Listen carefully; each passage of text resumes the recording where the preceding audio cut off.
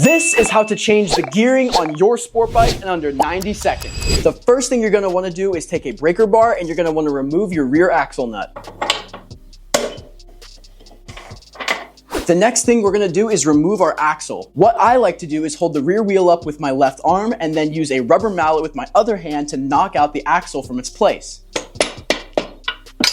Now that we have the rear wheel off the bike, it's time to remove the sprocket. It's really good practice to remove and install your lock nuts in this star pattern. So I just removed this one, which means the next one I'm going to remove is this one, and then I'm going to do this one over here, and so on and so forth.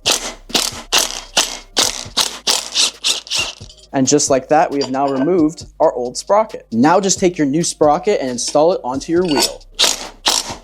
And there we go. Now that we've got the new sprocket on our rear wheel, it's time to reinstall it. But before we do, I always like to wipe the old grease off of my axle and apply a new coat of lithium grease. So just take some lithium grease of your choosing and apply a little bit of it to your axle. Now that my axle has a fresh coat of lithium grease on it, it's time to install my rear wheel. Now that we're installing the wheel again, just make sure to take extra caution to not scratch anything on your wheel, especially in my case because these wheels are not cheap.